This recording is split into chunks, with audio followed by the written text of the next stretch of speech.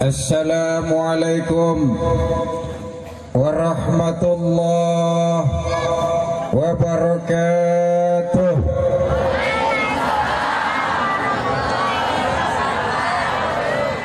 Buah cermek dicampur buah salak.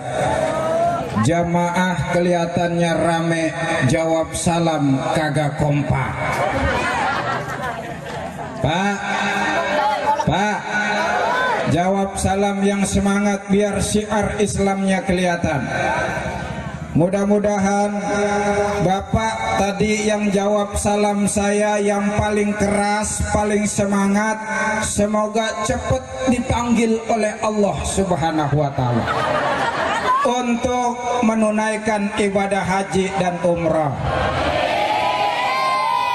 Bu, jawab salam yang semangat dan keras. Ya Bu. Daun salam tumbuh di pohon serikaya. Yang jawab salam saya doain dapat mantu orang kaya. Tuh kompak di situ mah. Giliran jawab lemes banget. Salam itu wajib. Yang amin sunnah tuh, jangan dibalik. Yuk, sekali lagi kita jawab salam yang semangat dan keras, biar menggelegar di angkasa menembus cakrawala, supaya turun berkah dan rahmat Allah di tempat ini. Amin. Assalamualaikum warahmatullahi wabarakatuh.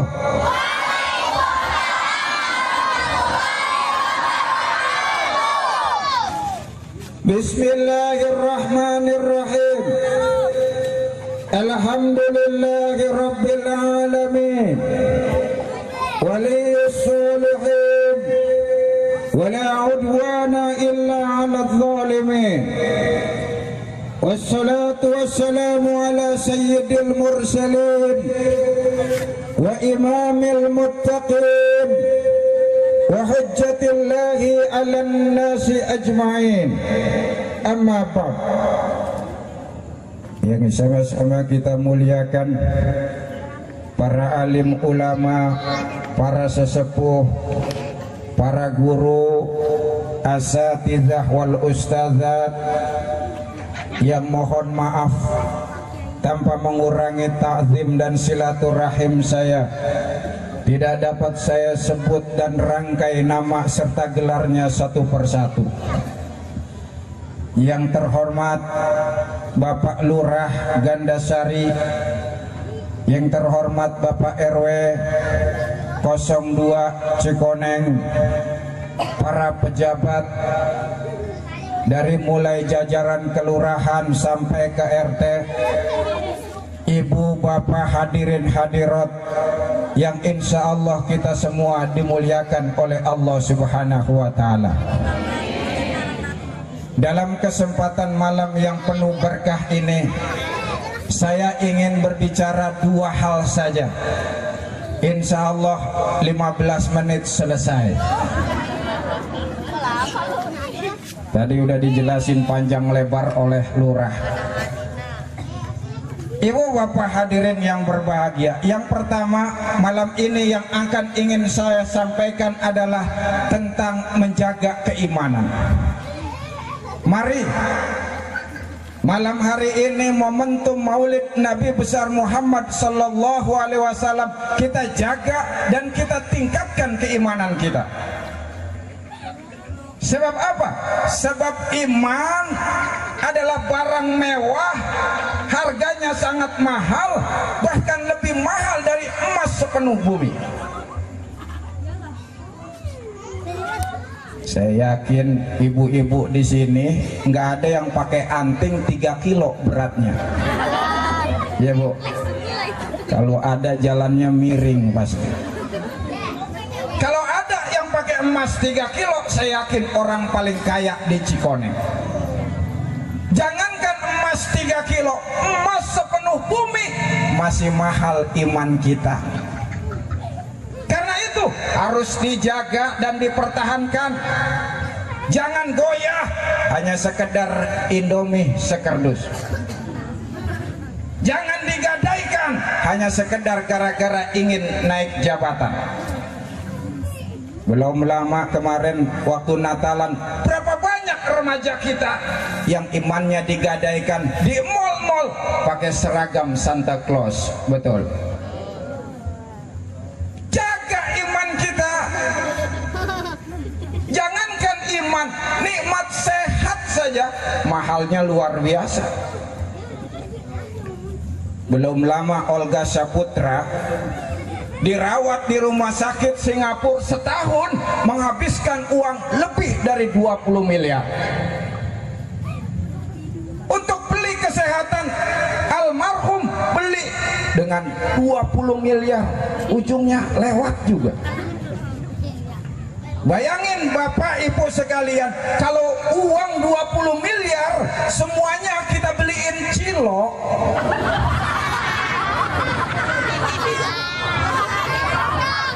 kebanjiran Cikoneng bisa. Betul. Hati-hati menjaga iman. Sebab apa? Di tengah derasnya arus globalisasi, ditambah dengan tingginya teknologi komunikasi dan informasi, iman kita sering tergeser dan tergusur oleh budaya barat. Banyak pemikiran liberal sekarang menghantui remaja kita. Ada orang yang punya prinsip nggak perlu beragama, agama semua sama, yang penting baik sama masyarakat, selesai urusan dunia. Ada yang punya prinsip begitu. Nggak perlu capek-capek sholat nungging sehari semalam 5 kali. Tidak perlu puasa Ramadan 30 hari, cukup baik sama tetangga, sopan sama yang lainnya, selesai urusan hidup. Kelihatannya ini prinsip ada benernya, cuma sangat menyesatkan. Sebab apa? Sebab syarat diterimanya amal seseorang nanti di akhirat harus punya iman. Orang yang beramal kebajikan tanpa didasari dengan iman, sia-sia belaka. Coba lihat dalam surah Al-Baqarah. Famasaluhu kamasali safwanin alaihi turabun fasobahu wabilun fatarakahu solda. Perumpamaan orang yang berbuat kebajikan tapi tidak dilandasi dengan iman seperti debu yang nempel di batu licin, lalu turun air hujan, batu itu kembali menjadi licin kembali. Allahu Akbar. Debu itulah amalan kebajikan seseorang yang tidak diiringi dengan iman. Ya, barangkali kalau dia baik di dunia, dibalas kebaikan juga di dunia, tapi jangan nagih giro lagi di akhirat. Sebab nagih giro di akhirat harus punya sertifikat iman. Dalam Ali Imran diceritakan, innal ladzina kafaru wa matu wa hum kuffar fala yuqbala min ahadihim mil'ul ar zahabban wala wiftadabi. Kata Allah, kalau orang kafir kemudian mati dalam keadaan kafir, lalu kemudian nanti dia punya harta kekayaan emas sepenuh bumi, kemudian pengen membeli surga, kata Allah, tidak, sudah nggak laku hartamu di sini. Karena itu pertahankan iman. Saat ini bahaya sekali kehidupan peradaban kita. Digeruk, dihantam sono sini kebudayaan kita, sekularisme, liberalisme, macam-macam isme-isme yang lainnya. Sehingga tadi pesan dari Pak Lurah sangat baik sekali. Saya mau kasih pesan nih buat pemuda nih, buat remaja laki-laki, buat pemuda, para pemuda, para pemuda. Minum-minuman keras adalah budaya barat. Para pemuda, minum-minuman keras bukan akhlak dan peradaban orang Banten. Karena itu jauhi miras, campakan narkoba. Setuju? Tuh buat pemuda, sekarang saya buat para gadis. Para gadis, para gadis, yang nenek-nenek gak usah nyaut, udah expired.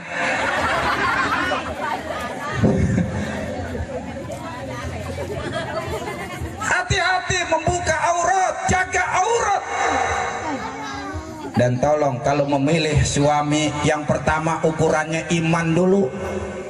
Jangan jabatan dan hartanya, iman harus dilihat. Setuju? Oke. Kenapa seperti itu? Ibu bapak sekalian, pergaulan saat ini kita digerus oleh negara-negara barat.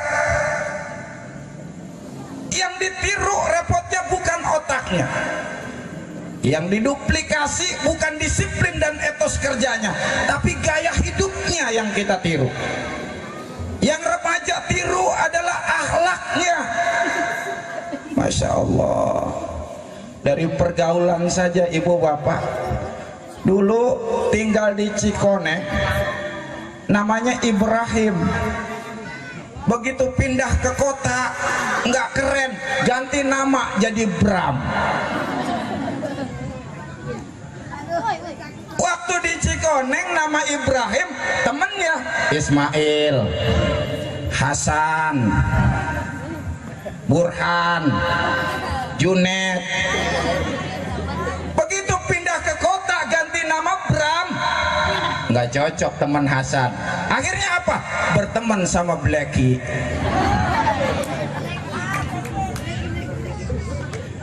Para pemuda, kalau orang barat minum minuman keras wajar. Kenapa? Pertama, dia orang kafir.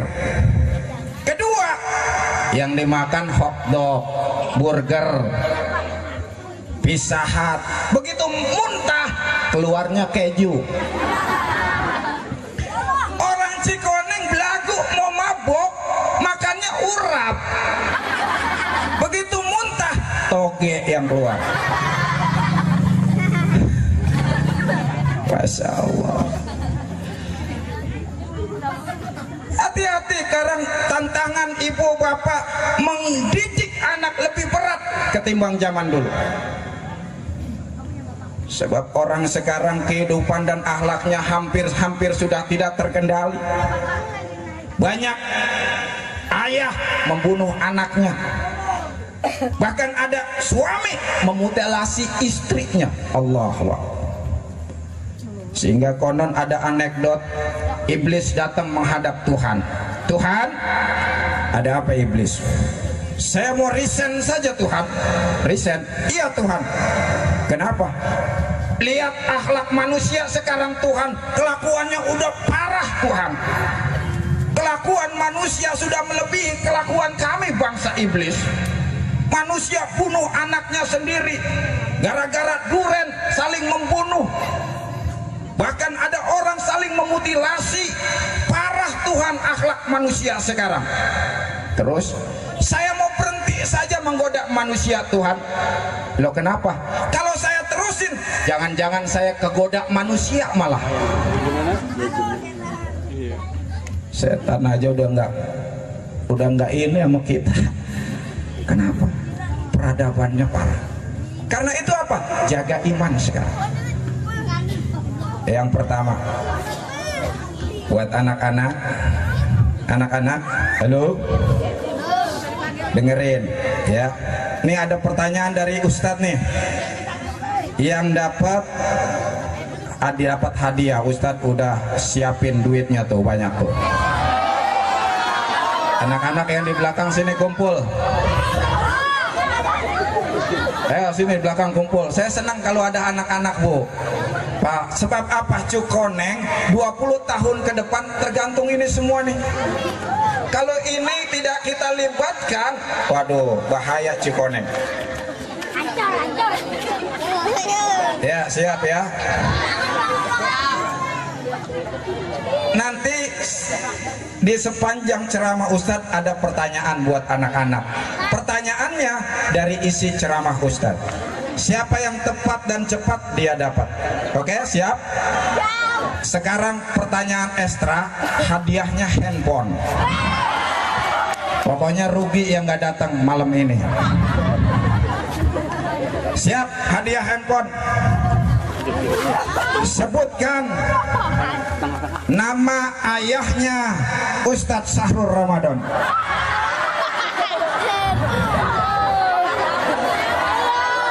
Belum terkenal saya di sini ya. Masukin lagi handphonenya. Ganti duit. Di tengah ntar nggak dapet. 10.000. Siap, pertanyaannya. Sebutkan nama kakeknya Rasulullah. Ya. Abdul Muthalib. Ya, kasih itu yang pakai tas gemblok tuh. Sini. Nah.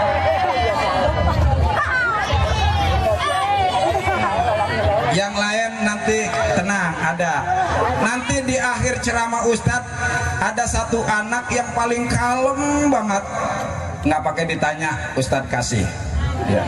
Pokoknya yang paling kalem, yang giginya nggak kelihatan, yang nggak buang angin. Tolong panitia diperhatiin tuh. Biar supaya semangat, tepuk anak soleh. Gak diajarin apa bocah ya? Ya udah dengerin aja, siap ya? Anak soleh. Oke, sip. Ibu bapak hadirin yang berbahagia. Yang kedua adalah dalam rangka ini nih, kita tetapkan akhlak Rasulullah dalam kehidupan sebagai cermin umat yang terpuji. Kita teladani akhlak Rasul mulai malam ini. Kita tahu Rasulullah dari sudut manapun, dari sisi manapun, semua bisa diteladani. Berbeda dengan para nabi dan rasul sebelumnya. Nabi Nuh misalnya, barangkali kita bisa teladani bagaimana kesabaran beliau dalam berdakwah, karena beliau berdakwah 950 tahun, pengikutnya cuma 70 orang. Dari sisi kesabaran beliau bisa kita teladani, tapi kita tidak bisa meneladani beliau sebagai kepala negara. Nabi Sulaiman misalnya bisa kita contoh bagaimana beliau mengatur sebagai kepala negara, tapi kita tidak bisa meniru beliau bagaimana cara hidup sederhana dan zuhud. Nabi Isa misalnya bisa kita tiru bagaimana cara hidup zuhud, cuma kita tidak bisa ngambil contoh bagaimana Nabi Isa sebagai seorang ayah yang teladan. Nabi Yakub alaihissalam mungkin bisa kita tiru bagaimana beliau menjadi ayah yang teladan, tapi kita tidak bisa tiru bagaimana beliau menjadi pedagang yang hebat. Tapi Rasulullah subhanallah, dari sisi manapun bisa kita teladani beliau. Beliau seorang suami sekaligus pemimpin pasukan. Beliau seorang nabi sekaligus pemimpin negara. Beliau seorang pedagang sekaligus beliau adalah diplomat ulung. Beliau seorang kawan sekaligus lawan yang tidak bisa dikalahkan. Subhanallah. Enak emang ya kalau ngaji sama orang-orang soleh solehah, palanya nunduk pelan-pelan, matanya turun, tidur. Masya Allah. Sahabat saya punya teman namanya Mr. Richard. Mr. Richard ini lahir di Southampton. Bu, tahu Southampton? Keluar tol Bitung ambil arah Cikoneng. Lahir di Southampton, besar di Newcastle, sekolah kuliahnya di Tomang. Apa Mr. Richard ini? Mr. Richard ini senang benar dengan umat Islam, pingin sekali hadir di majelis-majelis ilmu. Ketika ditanya, Mister, kenapa engkau suka dengan umat Islam? Kenapa pengen hadir di majelis-majelis ilmu, Mister? Kata Mr. Richard, Ustadz, saya iri sama umat Islam, hidupnya damai-damai, hidupnya tenang-tenang, tentram-tentram, Ustadz. Saya, Ustadz, setiap malam untuk tidur aja harus minum Valium, harus minum obat tidur. Tapi umat Islam tidak perlu minum Valium, tidak perlu tidur di kasur yang dengan bantal yang mahal, lagi dengerin ceramah tidur. Masya Allah. Bahkan di kampung sebelah ada aki-aki sholat Jumat, imam baru naik mimbar udah mimpi 2 kali. Mimpinya bersambung sama Jumat kemarin. Masya Allah. Karena itu wajar banyak pakar di berbagai bidang meneliti tentang kiprah dan keberhasilan beliau. Kita tahu ada yang namanya Thomas Carlyle menyebut beliau sebagai pejuang moral. Will Durant